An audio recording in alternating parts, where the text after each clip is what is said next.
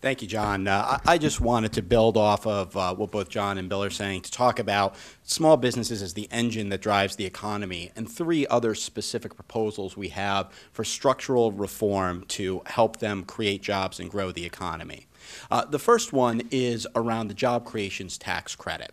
And last year, in a bipartisan fashion, we expanded that tax credit to all large businesses in the state of Connecticut.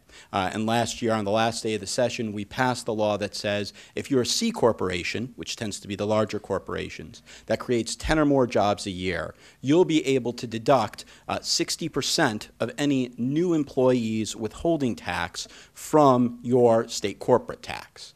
What we're saying here today is we need to expand that. Because as you can see from the chart right behind John here, it is small businesses that are creating jobs in Connecticut. And we need to make sure that they can take advantage of this tax credit as well.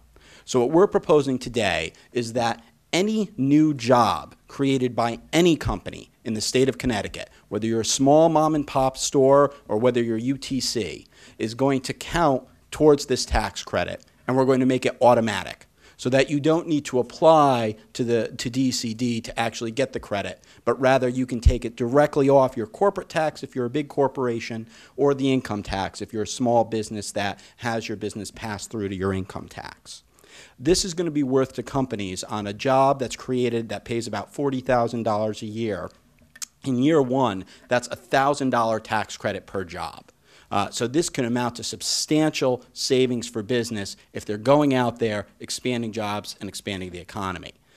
We estimate that the cost to the state is going to be, based on 2006 figures, which are the latest figures we have available, would be about $7 to $8 million in year one.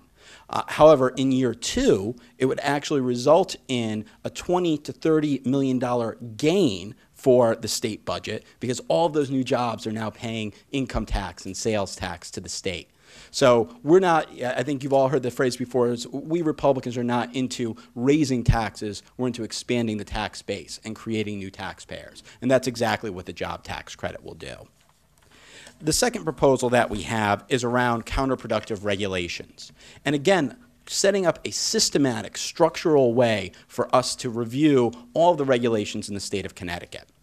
And our proposal is to set up a cost-benefit analysis for every regulation. And I'll talk about new regulations first and then existing regulations. Every time an agency proposes a new regulation, they will be required to do a cost-benefit analysis, both quantitatively, as much as they can make numbers around the costs and benefits, and qualitatively, where they cannot. That will then need to be submitted to DECD, who will review that and adjust it based on any other impact that they see to the small business community. That will then be forwarded on to the Regulations Review Committee, which currently reviews all new regulations. But if the costs outweigh the benefit, the Regulation Review Committee will require a 3/5 vote in order to implement the regulation. So that we are saying that if the cost outweighs the benefit for a new regulation to society, we should require a supermajority to pass it. Now, at the same time, we want to create a review of all the existing regulations, because we have regulations in the state of Connecticut that were passed in 1975 that aren't necessarily right for the 21st century economy.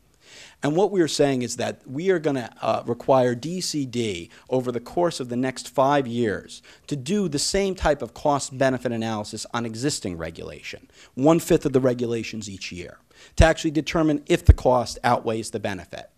And if the cost does outweigh the benefit for existing regulations, then the Regulations Review Committee will have to vote to keep it, otherwise it's automatically repealed. So again, setting up a systematic, structural way for us to go through and review all of our regulations. Now, this is not a new idea. Many other states do this, and there are a lot of states that you see have very strong economic growth.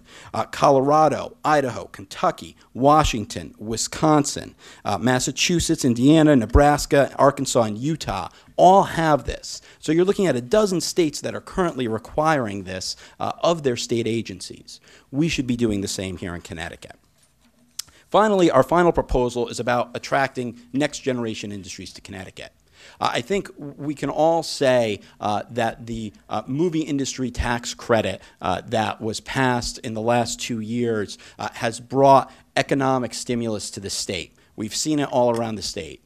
But the question is, we need to be creating jobs for Tom Smith, not just Tom Cruise. And we need to be looking at creating the jobs that are going to be here in 2020 and 2030 and those industries that are going to be growing.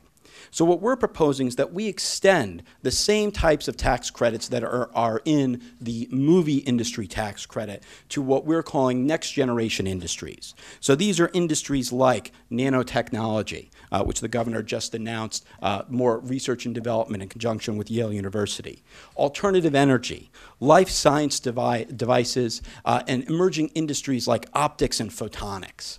These are the jobs that are going to be growing and that are going to be large in 2020. And they're the jobs that Connecticut should be investing in now through tax credits to make sure that we can build a critical mass of them here. Because as you can see, whether it's hedge funds in Greenwich, computer companies out in Silicon Valley, once you get a critical mass of companies, the private industry in the market makes it self-generating in terms of creating jobs. But government can help create that spark by providing these tax credits.